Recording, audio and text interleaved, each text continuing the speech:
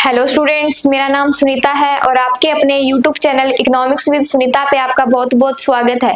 तो हम पढ़ रहे थे उपभोक्ता के व्यवहार का सिद्धांत और हमने पिछली वीडियो के अंदर जाना था कि जो उपभोक्ता है और उसका जो व्यवहार है अपनी आय के प्रति या फिर अपनी मांग को लेकर, तो उसके बारे में हमने अच्छे से जाना था। अगर आपने उस वीडियो को नहीं देखा है तो उसको देखें और समझे। तो आज हम उसी चैप्टर का नया टॉपिक शुरू करने वाले हैं, उपभोक्ता का बजट। यानी कि उपभोक्ता है तो उसका जो बजट है वो किस तरह का रहता है। तो बजट के अंदर मैं बात करूं तो इसकी छोटी सी डेफिनेशन होती है कि उपभोक्ता का बजट या उससे अभिप्राय ये है कि जो उसकी आय है वो किस तरह से निर्धारित होती है। या फिर बजट एक वर्ड है तो इसको आप कैसे समझाओगे कि ये क्या है कि निर्धारित आय है। क्या है निर्धारित आय एक उपभोक्ता के लिए। अब जो बजट है इसको मैं नाम दूं तो ये होती है बजट रेखा। जब आप इसको ग्राफ पे शो करोगे तो इसका नाम आता है बजट रेखा। ठीक है, मतलब बजट जो आय है इसको हम आय ही कहेंगे, बजट रेखा या फिर कीमत रेखा।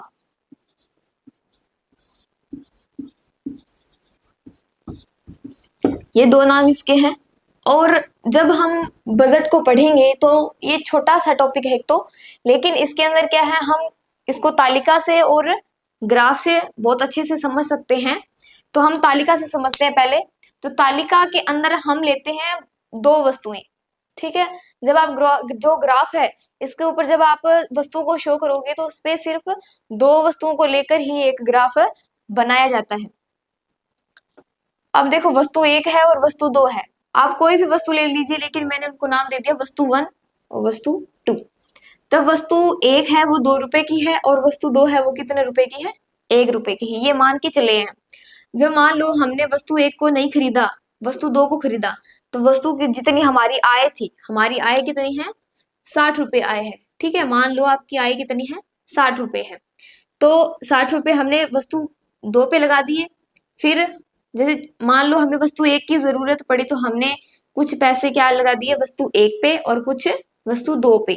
जब अब अंत के अंदर देखोगे तो मान लो हमने वस्तु एक सॉरी दो को नहीं खरीदा, लेकिन जो पैसे थे हमारी जितनी आय है हमारी उसको हमने वस्तु एक पे लगा दिया। ठीक है, तो इस तरह से ये तालिका शो होती है। अब जो हमारे जो वस्तु एक और वस्तु दो के बीच में जितने भी पॉइंट शो होंगे वो हम क्या करेंगे, ग्राफ के ऊपर दर्शाएंगे। अब देखो, पहला जो पॉइंट है हमारा, वस्तु एक कितनी खरीदी थी हमने, 0 खरीदी थी। और वस्तु दो कितनी खरीदी थी, वस्तु हमने खरीदी थी 2। ठीक है, तो ये खरीदी है 60 रुपए की। तो 60 रुपए हमारे वस्तु दो पे लग गए और ये शो हो रही है हमारी वस्तु दो। ठीक है, ये वस्तु दो है और ये है हमारी वस्तु एक।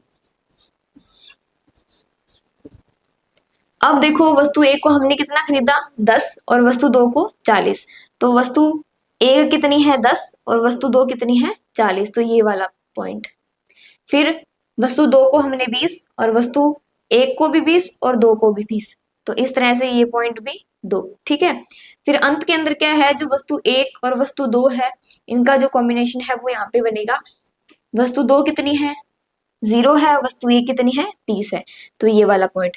इसी तरह से जब आप इनको मिलाओगे तो हमारी एक नीचे की ढलान की ओर एक रेखा बनेगी, सरल रेखा। इसको हम बोलते हैं बजट रेखा। ठीक है, या फिर कीमत रेखा। इस तरह से इसको आप बनाओगे अच्छे से और आप दिखाओगे कि जो तालिका है और ग्राफ इन दोनों को। और अब हम बात करते हैं कि जो बजट रेखा है, उपभोक्ता का जो बजट है इसका परिवर्तन किस तरह का रहता है या फिर इसके अंदर जो बदलाव होता है वो किस तरह का होता है। क्योंकि जो हमारा बजट है वो एक तो नहीं रहता ना, हमारा बजट हमारी आय के अकॉर्डिंग क्या है, बदलता रहता है। अगर आय हमारी ज्यादा है तो वो जो रेखा है वो ऊपर की तरफ शिफ्ट होगी या नीचे की तरफ शिफ्ट होगी। तो इसको हम जानेंगे। अब हम दो टॉपिक्स के बारे में बात करेंगे इसकी। पहला होता है इसका उपभोक्ता जो बजट रेखा है, बजट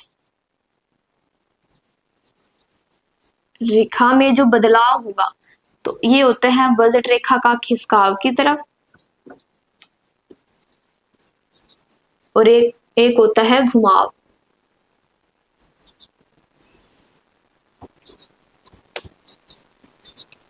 बजट रेखा का घुमाव।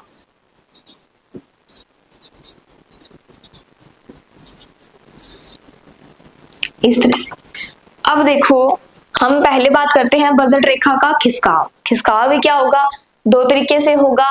किस तरह, जैसे खिसकाव की मैं बात करूं तो हम क्या लेंगे, अब इस ग्राफ के अंदर आप देखिए, ये जो हमारा ग्राफ है ये किसका है, बजट रेखा का या कीमत रेखा का है।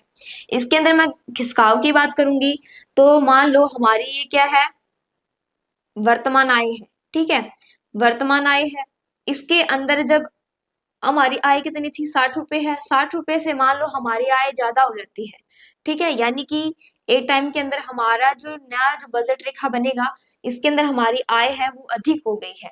आय अधिक होगी तो क्या होगी, वस्तु जो उपभोक्ता है वो क्या करेंगे, वस्तुओं की मांग अधिक करेंगे। और वस्तुएं मांग अधिक क्यों करेंगे, क्योंकि उनके पास आय अधिक है।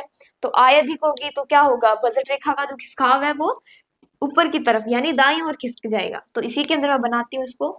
तो इस तरह से आप इसके अंदर जो बजट रेखा है वो नई, उसका जो खिसकाव है यानी जो हमारी इनकम है, ठीक है, आय है वो अधिक हो गई है, तो इससे क्या होगा, बजट रेखा का जो खिसकाव है वो दाईं ओर शिफ्ट हो जाएगा, ठीक है।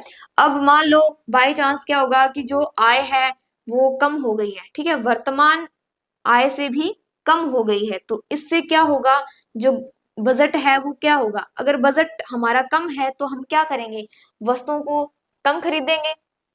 तो इस तरह से जो ग्राफ है हमारा वो नीचे की तरफ शिफ्ट हो जाएगा, ठीक है, इस तरह से। ये होती है खिसकाव, ठीक है। अब हम बात करते हैं बजट रेखा का घुमाव किस तरह से होता है। घुमाव भी दो तरीके से होगा, या तो इनकम जो कीमत है वस्तुओं की वो क्या होगी, कम होगी या फिर ज्यादा होगी। तो इसको हम बताते हैं, ये भी आप ग्राफ से शो करवाएंगे।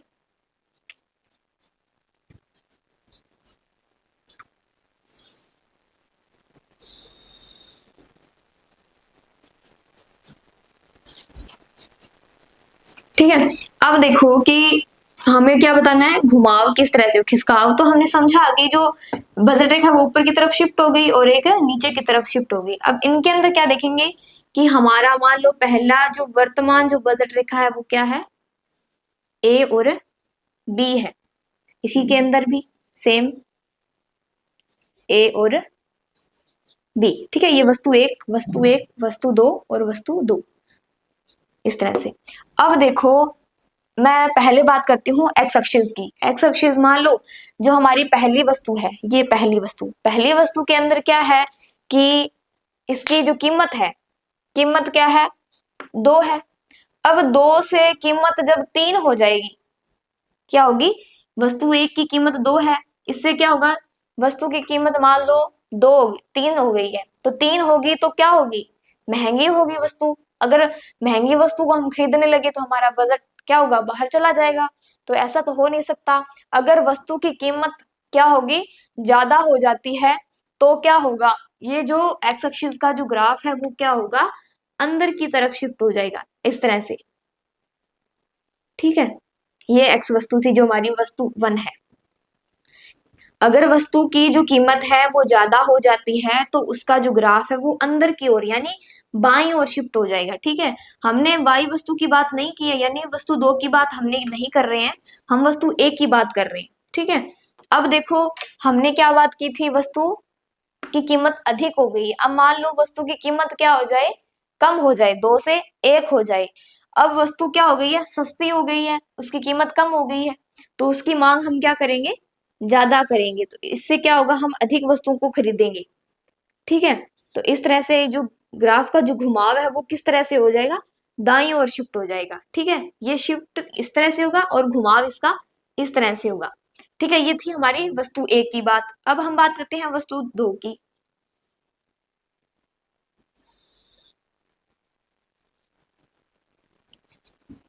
Y x,